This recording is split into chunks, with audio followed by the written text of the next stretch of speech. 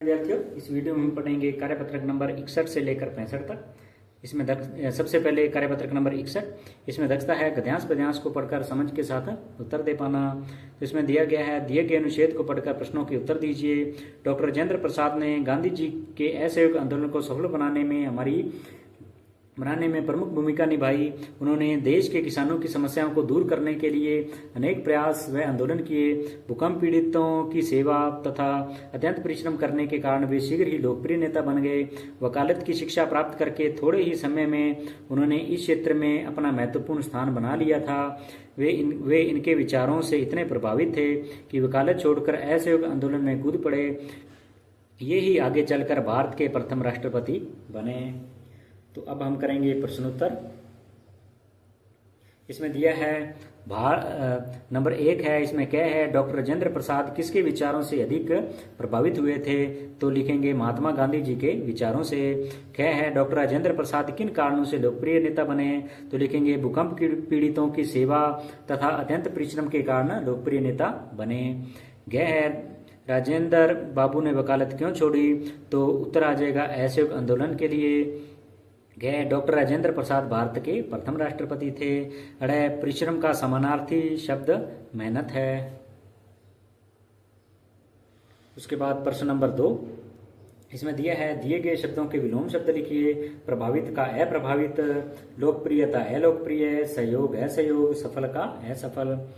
Number 3 है, वाक्य पूरे कीजिए की, के, को, की इनका उपयोग करते हुए। तो इसमें है, डॉक्टर राजेंद्र प्रसाद ने किसानों की समस्या को दूर किया। गांधी जी के साथ असहयोग आंदोलन में कूद पड़े। उन्होंने भूकंप पीड़ितों की बहुत सहायता की। आंदोलन को सफल बनाने में अपनी भूमिका निभाई। उसके बाद नंबर 4 है, यदि आपको देश का राष्ट्रपति बनने का मौका मिले तो आप क्या नया करना चाहेंगे? कोई 2 कार्य संक्षिप्त में लिखिए। तो लिखेंगे, देश में भ्रष्टाचार को खत्म करेंगे और पूरे देश में शिक्षा को फ्री करेंगे। तो पहले विद्यार्थियों, यह था कार्यपत्रक नंबर 61। कार्यपत्रक नंबर 62, इसमें दस्ता है गद्यांश पद्यांश को पढ़कर समझ के साथ उत्तर दे पाना। तो इसमें दिया है, एक समय की बात है जब गधे जंगल में ही रहते थे। वे सारा दिन घास खाते और पेड़ की छांव में आराम किया करते। एक दिन चालाक लोमड़ी गधे से बोली, तुम जंगल से भाग जाओ, नहीं तो शेर तुम्हें खा जाएगा। गधे ने सोचा, मुझे जंगल छोड़ देना चाहिए और वह गांव की तरफ निकल गया। रास्ते में गधे को एक नदी मिली जहां धोबी लोगों के कपड़े धो रहा था। गधे ने धोबी से पूछा, क्या मैं गांव में रह सकता हूं? धोबी ने कहा, रह सकते हो, लेकिन उसके बदले तुम्हें मेरी सहायता करनी होगी, फिर तुम गाँव में रह सकते हो। गधे ने कहा, ठीक है, और उस दिन से गधा धोबी के पास रहने लगा। तो अब हम पढ़ेंगे प्रश्नोत्तर। नंबर 1 है, दी गई कहानी को पढ़कर दिए गए प्रश्नों के उत्तर दीजिए। क्या है, गधे को जंगल में किस जानवर ने डराया था? तो चालाक लोमड़ी ने। क्या है, जंगल को हम किस नाम से जानते हैं और किस नाम से जानते हैं? तो वन। गया है, छांव का दूसरा अर्थ क्या है? तो छाया। नंबर 2 है, कौन कौन से पशु घास खाते हैं? तो घोड़ा, गाय, भैंस, गधा, बकरी, हिरण, ये घास खाते हैं। उसके बाद नंबर 3, नीचे दिए गए जानवरों के नाम पढ़कर सही उत्तर पर सही का निशान लगाइए। लोमड़ी है, वो है जंगली जानवर। गधा पालतू जानवर। चीता जंगली जानवर। कुत्ता पालतू जानवर। उसके बाद प्रश्न नंबर 4, नीचे दिए गए रेखांकित शब्द का विलोम शब्द लिखिए। नीता धूप में चलते चलते थक गई और रुककर पेड़ की छांव में आराम करने लगी। धूप का आ जाएगा छांव। ख है, चलाक का सीधा आ जाएगा। लोमड़ी चलाक जानवर है लेकिन गधा सीधा जानवर है। गांव का शहर, मुझे गांव अच्छा लगता है लेकिन मेरी बहन को शहर अच्छा लगता है। बंद का आ जाएगा खुल। गया है, आज स्कूल बंद है लेकिन कल खुल जाएगा। तो पहले विद्यार्थियों, ये था कार्यपत्रक नंबर 62। नंबर 63, इसमें दक्षता है गद्यांश पद्यांश को पढ़कर समझ के साथ उत्तर दे पाना। तो इसमें अपने को दिया है, नीचे दिए गए गद्यांश को पढ़कर पूछे गए प्रश्नों के उत्तर दीजिए। गर्मी का मौसम है, मीना के गांव में बहुत कड़ी धूप है। धूप के कारण दिन भर प्यास लगती है। मोहन बार बार पानी मांगता है, इससे मीना और सीमा तंग आ गई है। पर क्या करें, मोहन का हाथ पानी की मटकी तक नहीं पहुंच पाता है। गर्मी का यह मौसम आम और तरबूज का भी है। भोर रहते ही मीना और सीमा पेड़ के नीचे आम ढूंढने निकलती है। रात में अगर तेज हवा चली तो दोनों और भी खुश नजर आती है। नमक और मिर्च लगाकर हरे आम खाना मीना को बहुत पसंद है। अब पढ़ेंगे प्रश्नोत्तर। साल में 4 तरह के मौसम आते हैं। यहाँ गर्मी के मौसम की बात कही गई है। शेष 3 मौसम के नाम लिखिए। तो लिखेंगे सर्दी, वर्षा और बसंत। नंबर 2 है रात में तेज हवा चलने से मीना और सीमा खुश क्यों होती है, लिखिए। तो लिखेंगे क्योंकि तेज हवा के से पके हुए आम नीचे गिर जाते हैं। नंबर 3 इस समय कौन सा मौसम है, इस मौसम में कौन कौन से फल आ रहे हैं। तो लिखेंगे इस समय सर्दी है। इस मौसम में सेब, केला, संतरा, अनार आदि फल आ रहे हैं। उसके बाद प्रश्न नंबर 4, आपने अपने घर के आसपास किन किन फलों के पेड़ देखे हैं, उनके नाम लिखिए। साथ ही अपने पसंदीदा फल का नाम भी लिखिए।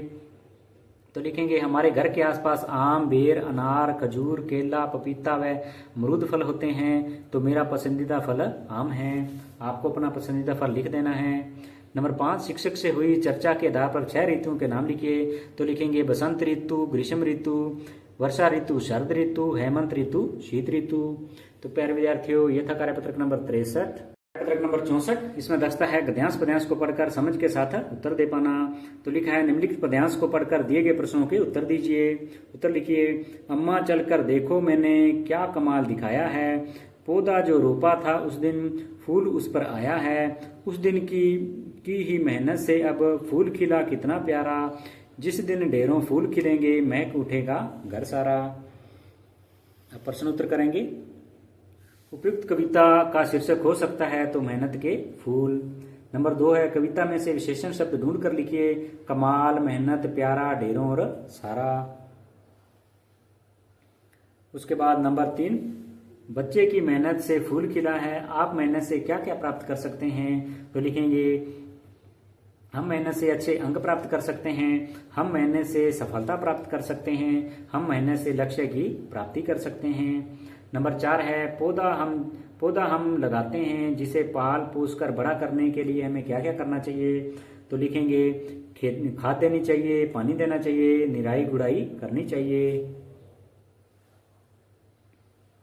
उसके बाद नंबर 5, इस पद्यांश में से तुकबंदी वाले शब्द छांट कर लिखिए। तो दिखाया और आया, प्यारा और सारा। नंबर 6, कविता के अनुसार ढेरों फूल कब खिलेंगे। तो लिखेंगे कविता के अनुसार जब हम मेहनत से बहुत सारे पौधे लगाएंगे तो उस पर ढेरों फूल खिलेंगे। तो प्यारे विद्यार्थियों, ये था कार्यपत्रक नंबर 64। नंबर 65, इसमें दक्षता है विज्ञापन समाचार पढ़कर उनके बारे में समझ पाना। तो अपने को एक विज्ञापन समाचार दिया है, आपको इसको पढ़ लेना है पूरा। तो इसमें दिया है नीचे दिए गए चित्र को देखकर निम्नलिखित प्रश्नों के उत्तर लिखिए। तो नगर निगम जयपुर से संबंधित समस्याओं का समाधान अब एक ही नंबर 2747 पर अपनी शिकायत फोन पर बैठे दर्ज कराएं। तो ये अपने को पढ़ लेना है, ये आपको पढ़ना है। उसके बाद अपने प्रश्न उत्तर करेंगे। आप किस नंबर पर शिकायत दर्ज करा सकते हैं। तो लिखा है 2747 नंबर 2 है आप किन किन समस्याओं के लिए शिकायत दर्ज करा सकते हैं। तो ऊपर लिखा है हम अपने क्षेत्र की सफाई, घर घर कचरा संग्रहण, मृत पशु, आवारा पशु, रोड लाइट, सड़क, सीवर, नाली की मरम्मत, अवैध निर्माण संबंधित शिकायत दर्ज करा सकते हैं। नंबर 3 है शिकायत दर्ज करवाते समय किन किन बातों की जानकारी होनी चाहिए। कोई दो। तो अपने को ऊपर लिखा हुआ है, देखो यहाँ पे शिकायत की श्रेणी, तो अपने को इनमें से कोई 2 लिख देना है। तो अपने लिखेंगे शिकायतकर्ता का नाम, मोबाइल नंबर। नंबर 4 है यह विज्ञापन किसके द्वारा जारी किया गया है। तो ऊपर देखिए नगर निगम जयपुर द्वारा जनहित में जारी।